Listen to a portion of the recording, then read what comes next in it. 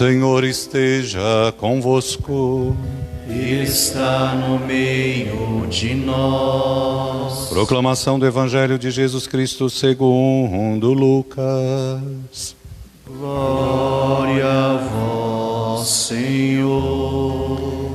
Naquele tempo, o Senhor escolheu outros 72 discípulos e os enviou 2 a 2 na sua frente, a toda a cidade e lugar aonde ele próprio deveria ir.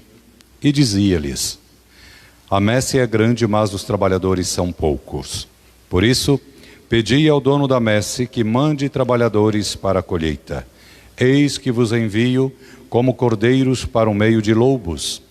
Não leveis bolsa, nem sacola, nem sandálias, não cumprimenteis ninguém pelo caminho, e em qualquer casa em que entrardes, dizei primeiro: a paz esteja nesta casa. E se ali morar um amigo da paz, a vossa paz repousará sobre ele. E se não, ela voltará para vós. Permanecei naquela mesma casa, comei e bebei do que tiverem, porque o trabalhador merece de seu salário. Não passeis de casa em casa. Quando entrardes numa cidade e fordes bem recebido, comei do que vos servirem, curai os doentes que nele houver, e dizei ao povo: o reino de Deus está próximo de vós. Mas quando entrardes numa cidade e não fordes bem recebidos, saindo pelas ruas, dizei: até a poeira de vossa cidade, que se apegou aos nossos pés, sacudiremos contra vós. No entanto, sabeis que o reino de Deus está próximo. Eu vos digo que naquele dia Sodoma será tratada com menor rigor do que esta cidade. Palavras da salvação. Glória a vós, Senhor.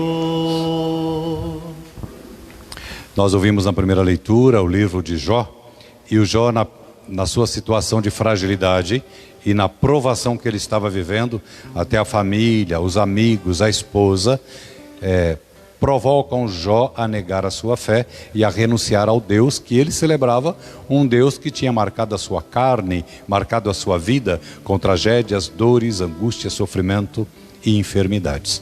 Mas por todas as situações difíceis em que Jó passou, em nenhum momento ele renunciou à fé. Ou seja, mesmo em meio a toda a tribulação, o amor e a confiança que tinha em Deus não se abalou. E aí fica para nós a experiência da fidelidade, da possibilidade de compreender que tome a sua cruz e siga-me, tem também porção de dor, desafio, sofrimento e tribulações. Mas não significa que fomos esquecidos, ignorados e deixados para trás no caminhar do próprio Cristo com os seus eleitos. O Senhor está conosco, sofre conosco, mas também nos sustenta. Tantas pessoas nesse tempo de Covid passou por situações de outras enfermidades e outros desafios, além do afastamento social, do isolamento e de tantas privações que este momento de pandemia nos atingiu. Mas se fez firme, mas se fez determinada a se consagrar à Virgem Maria e a colocar-se na presença do ressuscitado e compreender que se Deus é por nós, quem será contra nós? E que tudo podemos naquele que nos fortalece, como já nos lembra Paulo em suas cartas. Pois o Jó está dizendo: eu sei que o meu Senhor é o meu Redentor, é aquele que me liberta, é aquele que me redime e que me ergue ou me restaura em tudo que em mim é dor, marca de morte, ferida, sofrimento, sangria e tantos outros piseiros que a vida e o tempo cotidiano e atual está nos provocando e nos confrontando. Como aprender com Jó essa fortaleza? E como passar por dificuldades sem deixar a fé em frangalhos? Porque é justamente na hora do desafio que a gente é testado e é provado na fé que temos, professamos e proclamamos às vezes a altos brados. Porque na hora da calmaria, porque na hora da paz e da serenidade, que exigência nós vivemos, que provação nós passamos.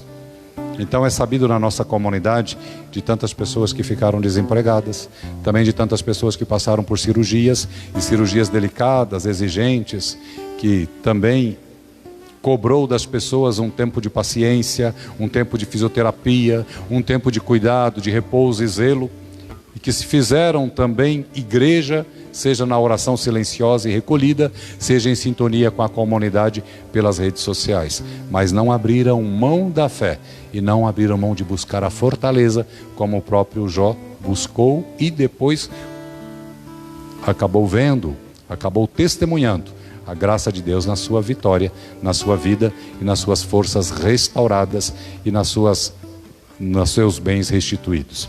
Que o amor de Deus nos faça compreender em Jó o quanto somos fortes, sobretudo na hora do desafio. E aí a gente pode lembrar até de São Paulo, que vai dizer: é quando sou fraco que percebo o quanto forte sou ou estou. É na nossa fraqueza que a gente se entrega a Deus. E na hora da nossa fraqueza que o Senhor pode, na abertura da nossa prece, clamor e confiança, fazer uma obra nova em nossa vida.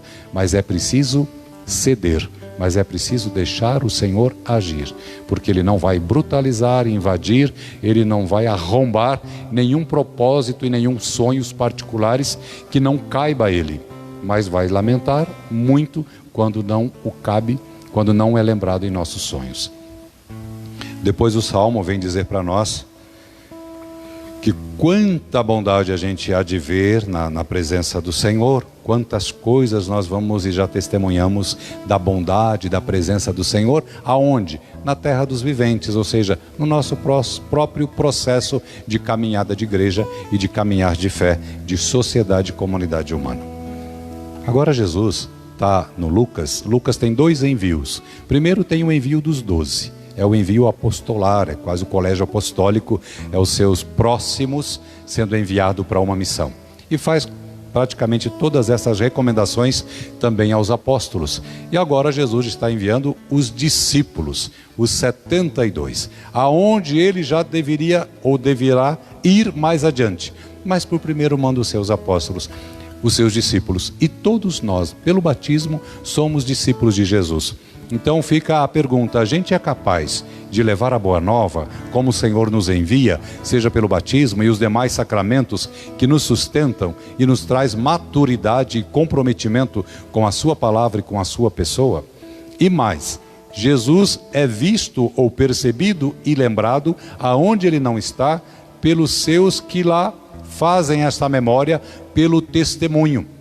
E no testemunho a graça acontece. Então vão expulsar demônios, vão converter corações, vão estabelecer a paz, vão exercitar a paz como testemunha e vão organizar o olhar de esperança para uma comunidade dispersa ou cansada de esperar o reino de Deus. E a síntese é exatamente essa: a todos proclamai, seja quem vos receber com alegria, seja quem vos ignorar e não querer a tua palavra, mas a todos proclamai: o reino dos céus está próximo, está no meio de vós. Todos nós somos portadores do reino, vivenciadores e testemunha do reino e sedentos pelo reino que aconteça em nós. E toda vez que somos igreja viva, exercitemos situações que nos comprometem com a palavra e com a Eucaristia, nós estamos trazendo e vivendo o reino mais próximo das pessoas com quem convivemos e no mundo em que habitamos. E como que se faz isso? No desejo de santidade. E santidade não é para alguns, embora tem santos com propósito de santidade, que são verdadeiras montanhas a serem escaladas. E tem santos de uma simplicidade de vida, que faz com que a gente compreenda que a santidade pode ser naturalmente um exercício de ascese cotidiana em pequenos gestos, como é o exemplo de Santa Teresinha. Primeiro queria ser uma grande missionária, porque admirava a função do sacerdote, de trazer o Cristo para o mundo, de partilhar o Cristo no altar e de levar o Cristo a todas as almas. Tinha quase que um santo, uma admiração extraordinária e quase uma santa inveja da atitude do sacerdote dentro da igreja e no mistério da encarnação do Senhor. Depois o desejo de levar a boa nova, levar Jesus Cristo, embora muito jovem entrou no Carmelo e morreu aos 24 anos, e viveu pequenos gestos ali em favor da santificação dos missionários, em favor de uma busca de santidade e rezando pela igreja. E depois ela compreende que Jesus a trata como uma criança, a trata numa infantilidade, ou numa infância, não infantilidade, mas numa infância espiritual, mas que tem um breve caminho, um caminho curto, suave de santidade. Então, para ela recolher um grampo, um alfinete, que a irmã mais velha, ao bordar e costurar, deixara cair e não percebera, recolher esse alfinete com essa humildade de colocar de volta, favorecendo a fragilidade dessa irmã, que já não percebia os desalinhos do próprio exercício de bordar e de costurar, era um gesto de santidade, de humildade, de entrega e de louvor a Deus. Fazer os pequenos gestos, as pequenas coisas no silêncio, fazer com a grandeza da alma na entrega e fazer oferecendo em favor de tantas almas que possam alcançar o céu na santificação, na conversão e na abertura à graça de Deus. Depois ela diz: compreendi agora que o Senhor me quer no seio da igreja, no meio da igreja, como uma presença de amor. E ela dizia: eu só tenho hoje para amar. E essa é uma grande verdade. Tem gente que faz projetos de felicidade para daqui 5 anos. Ou tem gente que lamenta que não é feliz porque perdeu algo há 3 anos atrás. E o hoje passa desapercebido. Ou hoje vira praticamente um rio de lamentação. Pois temos apenas o hoje para vivenciarmos e levarmos Jesus Cristo ao mundo, como diz a primeira leitura. Temos exatamente hoje para compreendermos que em nossas dores e dificuldades o Senhor nos assiste e nos dá a vitória, como o próprio Jó percebeu. E temos o hoje para sermos e fazermos a diferença no mundo, como a própria Santa Teresinha é e fez, e continua fazendo. E o mais bonito, ela dizia: e do céu eu quero mandar uma chuva de rosas. Eu quero continuar fazendo bem do céu a tantos que recorrerem a Nossa Senhora, a Jesus Cristo, por minha intercessão. E a gente conhece a novena das rosas, e a gente conhece este intenso olhar da igreja e do mundo para essa menina, que aos 24 anos morre, uma monja, no recolhimento e no silêncio, no esconderijo de um monastério, mas ela deixa o testemunho de vida dela escrito num livro que depois vai ser conhecido no mundo cristão nos 5 continentes, que é a história de uma alma. E neste livro é o diário das pequenas virtudes e das atitudes do cotidiano, que dá a ela o título de santidade, e também como a herança de cultura e de mística que ela deixa para nós, dá a ela também o título de doutora da igreja. E o que ela prometeu se faz e acontece. O mundo inteiro recorreu a Lisieux, e o Papa disse: é preciso canonizar muito breve a Teresa, porque se não fizermos, o povo vai fazer.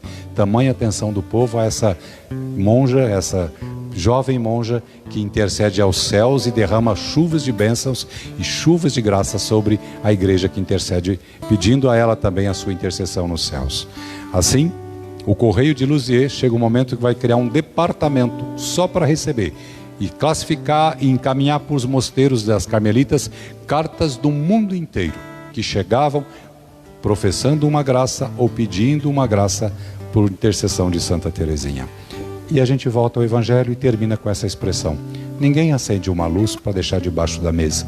Nenhuma alma se abre à graça do Espírito Santo e passa desapercebida. Padre Pio, que celebramos este dia, Santa Teresinha, que celebramos agora, São Luís Orione, Madre Paulina, Frei Galvão, própria Irmã Dulce, são velas acesas no caminho para que nenhum cristão se sinta nas trevas, se perca confuso ou desista da jornada. Louvado seja nosso Senhor Jesus Cristo. Para sempre seja louvado. E agora faça um instante de silêncio apenas para fazer uma prece pessoal